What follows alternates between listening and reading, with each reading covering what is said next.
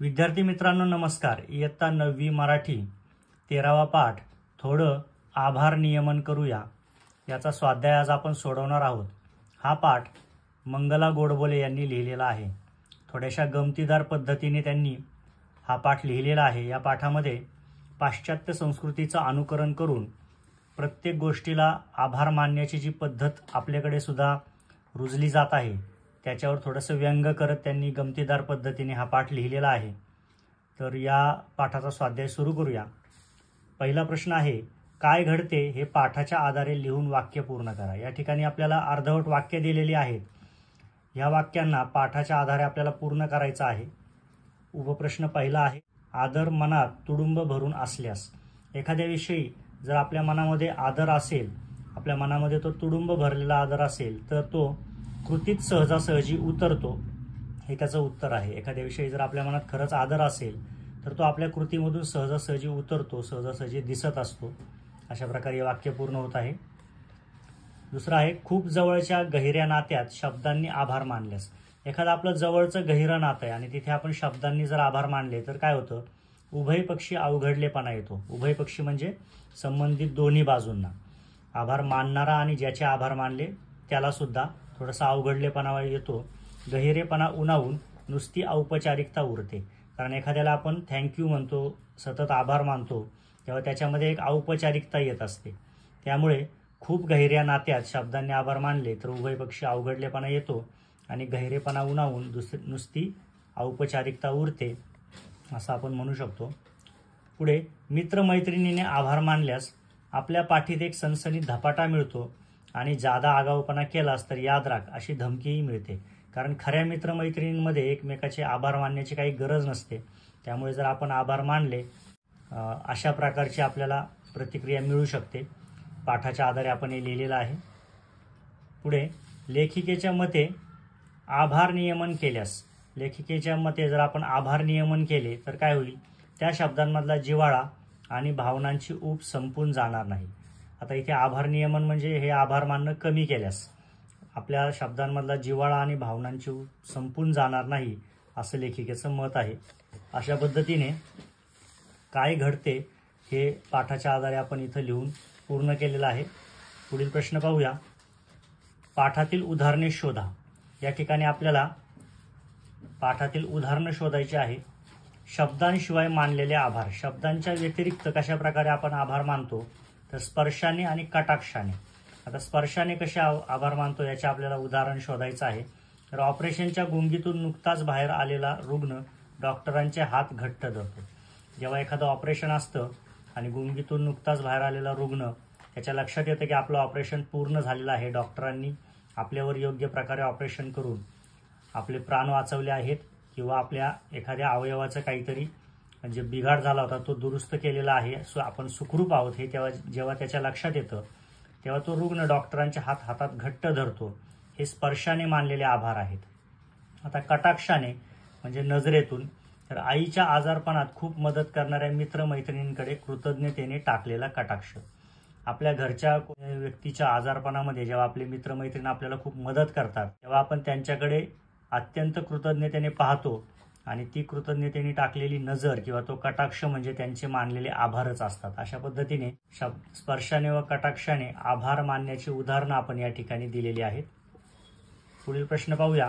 प्रश्न तिसरा आहे, चूक की बरोबर ते लिहा। 1. आभार मानण्याचा अतिरेक चांगला नव्हे। तर आभार मानण्याचा अतिरेक चांगला नव्हे हे बरोबर आहे। दुसरं विधान आहे, भारतीय संस्कृतीत भावनांचे प्रदर्शन करणे आदर्श मानले जाते। तर हे चूक आहे। आपल्या भारतीय संस्कृतीमध्ये आपण भावनांचं कमीत कमी आणि आवश्यक तेवढंच प्रदर्शन करत असतो। त्यामुळे भारतीय संस्कृतीत भावनांचे प्रदर्शन करणे हे आदर्श मानले जाते, हे विधान चूक होईल। तिसरा आहे, मनात आदर असेल तर तो कृतीत दिसतो। हे बरोबर आहे। आपल्या मनामध्ये जर एखाद्याविषयी आदर असेल तर त्या व्यक्तीच्या संदर्भामध्ये आपली कृती नेहमीच आदरपूर्ण अशी असते, आपल्या कृतीमध्ये तो आदर दिसतो, म्हणून हे विधान बरोबर आहे। आभार आणि अभिनंदन या शब्दात माणसं अनेकदा गल्लत करतात। तर हे सुद्धा बरोबर आहे।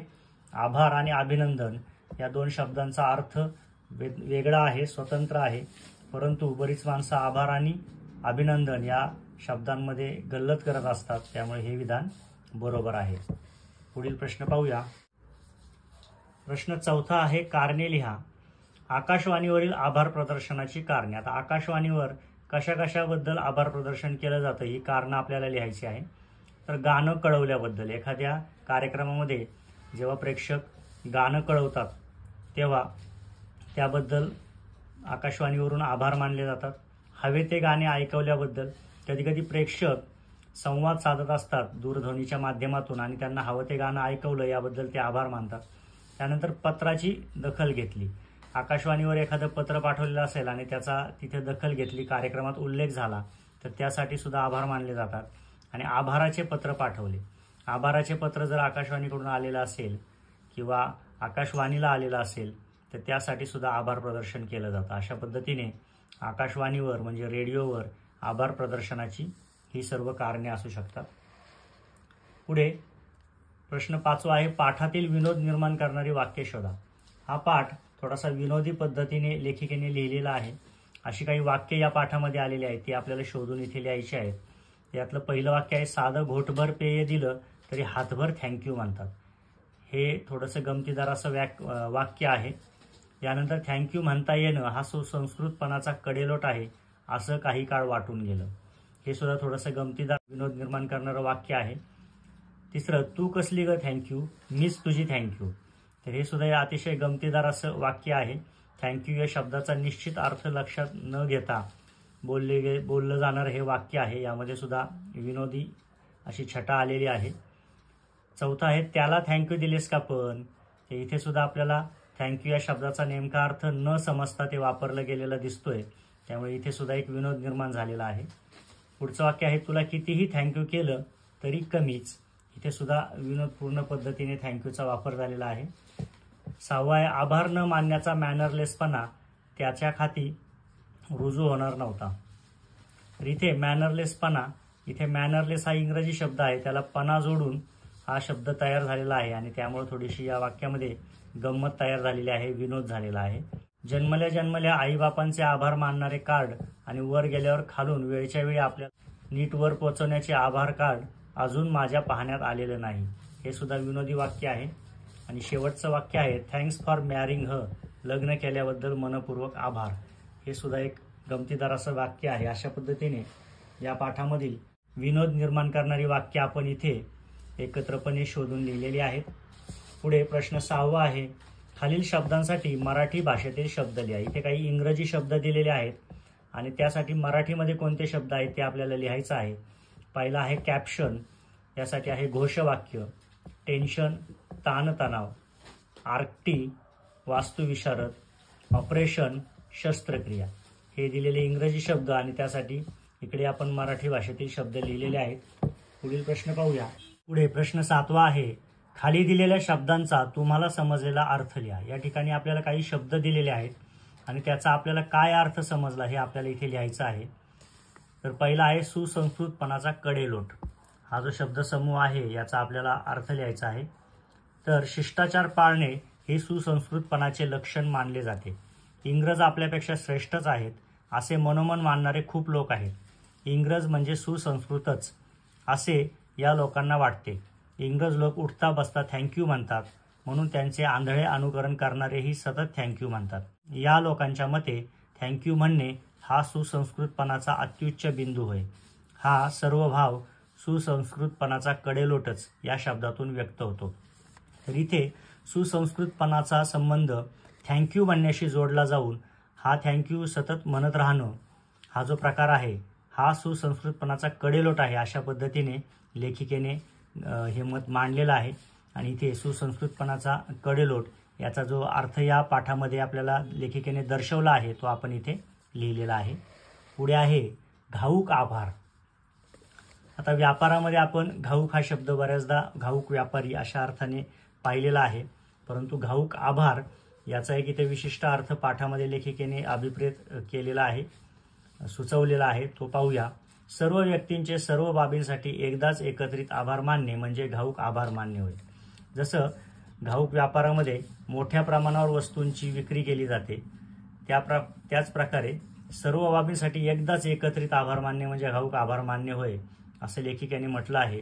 लहान मोठ्या सर्व कारणांसाठी अगदी क्षुल्लक कारणांसाठी सुद्धा सतत आभार मानण्याची चटक लागलेली व्यक्ती म्हणजे आभारबाज होय. यानंतर सतत सर्व कारणांसाठी आणि साध्या साध्या कारणांसाठी सुद्धा आभार मानण्याची एक चटक लागलेली व्यक्ती असते. अशा व्यक्तीला आभारबाज असं लेखिकेने म्हटलेलं आहे. अशा प्रकारे घाऊक आभार याचा अर्थ आपल्याला या पाठातील लेखनातून लक्षात येतोय, तो आपण इथे स्पष्ट केलेला आहे. पुढे 8वा प्रश्न आहे, स्वमत इथे व्यक्त करायचं आहे आपल्याला. त्यातील पहिला उपप्रश्न आहे, आभार मानणे या शिष्टाचाराविषयीचे तुमचे मत लिहा. आता आभार मानणे हा एक शिष्टाचार आहे, त्याविषयी आपलं काय मत आहे ते आपल्याला इथे लिहायचं आहे. तर आपण अनेक कामे पार पाडतो, त्या कामांना अनेकांचा हातभार लागलेला असतो, त्याचे फायदेही आपल्याला मिळतात. वास्तविक आपल्या एकट्याचा तो अधिकार नसतो, त्यावर इतरांचाही अधिकार असतो. पण श्रेय व फायदे मात्र आपण एकटेच घेतो, हे बरोबर नाही. इतरांच्या सहकार्याशिवाय आपण काहीही करू शकत नाही. म्हणून इतरांच्या सहकार्याबद्दल, त्यांच्या मदतीबद्दल कृतज्ञता व्यक्त केली पाहिजे. आभार मानणे हा कृतज्ञता व्यक्त करण्याचाच प्रकार आहे. लेखिका मंगला गोडबोले म्हणतात, तेही खरेच आहे. आभाराचा अतिरेक चालू आहे. बऱ्याच वेळा समोरच्या व्यक्तीबद्दल कृतज्ञता व्यक्त करण्याऐवजी आपण स्वतः सुसंस्कृत आहोत असे दाखवण्यासाठी आभार मानले जातात. तेव्हा आभाराचा मूळ उद्देशच नष्ट होतो. म्हणून आभार मानताना तारतम्य बाळगले पाहिजे. मुख्य म्हणजे अत्यंत प्रामाणिकपणे आभार मानले पाहिजेत. अशा प्रकारे आभार मानणे या शिष्टाचाराविषयीचं मत आपण या ठिकाणी व्यक्त केलेलं आहे. लेखिकेने अति आभार मानले जातात त्यावर थोडीशी गमतीने टिप्पणी केली आहे पाठामध्ये. ते जरी खरं असलं तरी योग्य प्रमाणामध्ये आणि प्रामाणिकपणे आभार मानणे मात्र योग्यच आहे. अशा पद्धतीने आपण इथे मत मांडलेलं आहे. पुढे दुसरा उपप्रश्न आहे, पाठाच्या शीर्षकातून तुम्हाला समजलेला विनोद तुमच्या शब्दात स्पष्ट करा. आता पाठाचं जे शीर्षक आहे ते अतिशय गमतीदार आहे आणि यातून सुद्धा विनोद निर्मिती होते, ते आपल्याला इथे स्पष्ट करायचं आहे. तर भारनियमन म्हणजे विजेच्या पुरवठ्यात केलेली काटकसर. भारनियम हा शब्द आपल्याला विजेच्या पुरवठ्यात जी काटकसर केली जाते, दिवसातून काही ठराविक वेळ वीज बंद केली जाते, त्या दृष्टीने सर्वांना माहिती आहे. त्याला आपण भारनियमन असं म्हणतो. त्यालाच इंग्रजीमध्ये लोड शेड्युलिंग म्हणतात. तर भारनियमन, काटकसर हे गोंडस शब्द झाले. वस्तुस्थिती अत्यंत विदारक आहे. मुंबईसारख्या शहरात 24 तास वीज पुरवठा चालू असतो, पण ग्रामीण भागात मात्र 10-10, 15-15 तास वीज पुरवठा बंद असतो. ग्रामीण जनतेला यामुळे अनेक हाल अपेष्टांना तोंड द्यावे लागते. शासन या हाल अपेष्टा कमी करत नाही, मात्र या हाल अपेष्टांना गोंडस नाव देतो भारनियमन. अशा पद्धतीने भारनियमनाच्या नावाखाली बऱ्याचदा आहे ती परिस्थिती आपल्याला थोडीशी वेगळ्या पद्धतीने दर्शवण्याचा प्रयोग केला जातो. तसंच उलटी परिस्थिती दुसऱ्या ठिकाणी दिसते.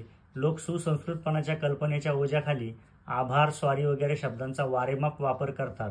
वीज पुरवठ्यातील अपुरेपणा, आभार इत्यादी शब्दांची उधळ या दोन विपरीत स्थितींचा निर्देश करण्यासाठी आणि आभार मानण्याबाबत लोकांनी विवेक बाळगावा म्हणून भार, आभार या शब्दांची कोटी करत लेखिकेने आभार नियमन हा शब्द घडवला आणि त्यावरून पाठाचे शीर्षक तयार झाले.